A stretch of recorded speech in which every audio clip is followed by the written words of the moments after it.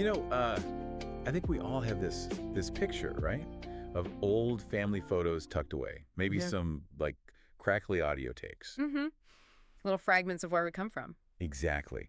And it strikes me that now with everything being digital, these stories, these actual links to our past, they feel more, I don't know, at risk. Not destroyed, but maybe just lost in all the noise. That's a really good point. We're creating so much new digital stuff all the time. It's easy to forget about actively, saving the old stuff. Right. And the source material we looked at, especially that bit on why should we care, it really hammers home that technology now gives you, the listener, this amazing chance to keep these pieces of your history, like in ways our grandparents couldn't even dream of. Yeah, totally. And that's what we're really getting into today. Yeah. Preserving your family history now in the digital age, it's gone way beyond just like dusty photo albums. Yeah, absolutely. This shift from physical things to digital files, Hmm. it's not just easier now, it feels, well, essential. Looking at the digital revolution section, it's clear this isn't just a fad. It's a whole new way of connecting with our roots, Definitely. The speed at which digital preservation has taken off is pretty amazing. isn't it?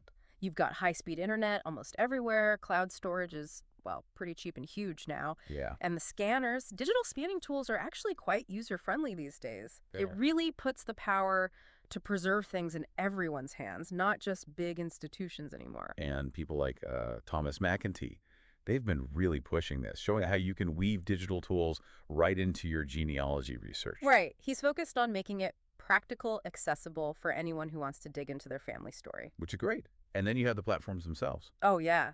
It's fascinating how those have grown. The big names, Ancestry.com, Family Search, they started as like simple family tree builders, but now Hmm.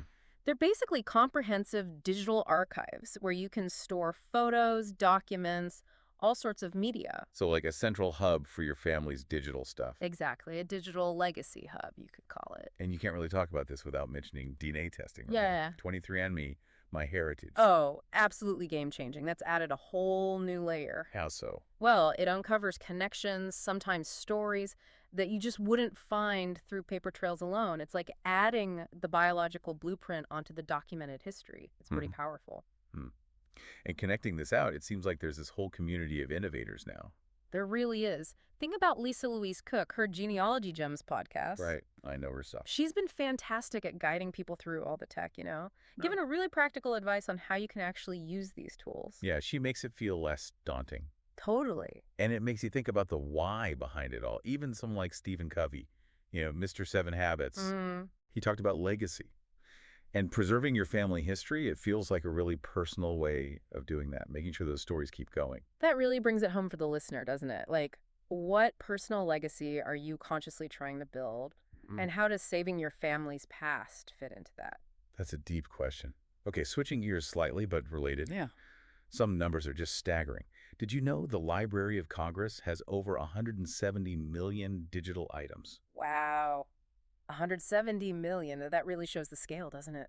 How important digital preservation is on a massive cultural level. It's not just us and our family photos. No kidding. And think about the new stuff created every day. Which has led to this almost new profession mentioned in the sources, data archaeologists. Data archaeologists. Sounds cool. Yeah. They specialize in recovering lost digital memories, like old files on hard drives you forgot about, or trying to get data off formats that nobody uses anymore. So like digital detectives, trying to crack old file types. Exactly. Imagine dealing with corrupted files or tech from decades ago. It's a real challenge. Okay, so that's the big picture. Let's bring it back down to earth. What can you, our listener, actually do right now? So Sources had 5 key tips. Very practical. First one, Yeah. start with a plan. Seems basic, but yeah, it's crucial. You got to sit down and think, what do I really want to save? What's most important? Old photos, letters, those audio recordings maybe? Right. Figure out your priorities first. Get organized. It stops you feeling totally swamped by like boxes and boxes of stuff. Makes sense. Okay, so once you have a rough idea, step 2 is investing in a good scanner. And not just the scanner on your printer or combo thing. Right. It needs to be decent quality. Yeah, a dedicated high-quality scanner. It captures the details, the textures and photos and documents, makes the digital copy as true as possible.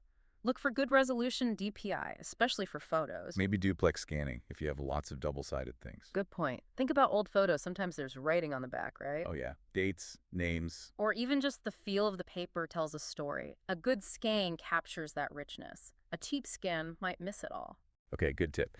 Tip 3 was about storage.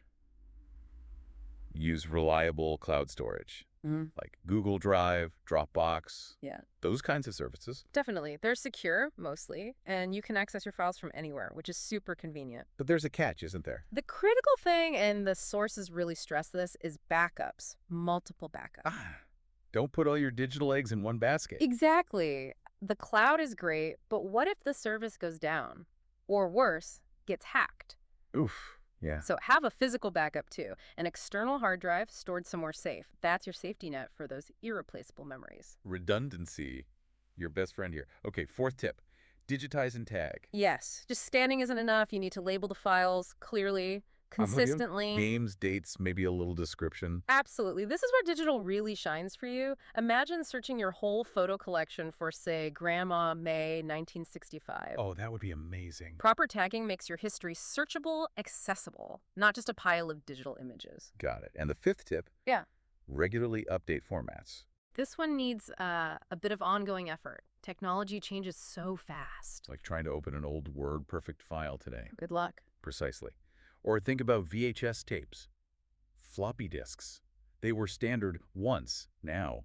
Hard to even find a machine to play them. So you got to check your files every few years. Convert them. Yeah, periodically convert them to formats that are current and widely supported. It makes sure they stay usable as tech moves on. Okay, so those are the basics. Plan, scan well, backup, tag, update. Got it. But the sources also had some, well, more creative ideas, thinking outside the box. Yeah, I liked those. One was creating a family website. Is that hard to do? Actually, it's gotten way easier. Platforms like WordPress or Wix, they have tools that make it pretty simple to build a site. And you could share photos, stories. Totally. Share it with family anywhere in the world, maybe even a family blog to keep everyone updated. Makes it interactive. That sounds like a great way to get younger generations interested, maybe. They might not connect with just old albums. Which leads right into the other idea. Actively involve the younger family members. Get the kids and grandkids involved. Yes. They often just get technology, you know? Their skills can be a huge help. With the scanning, organizing. Right. But it's more than just free labor. It helps them appreciate their own history, their place in the family story.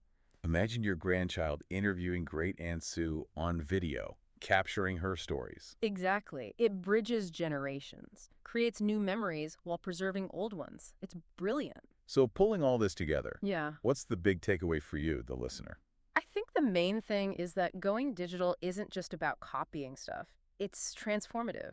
It actually enriches your family's stories, makes them easier to share, easier to connect with. Yeah, using these tools, you're not just stopping memories from fading away.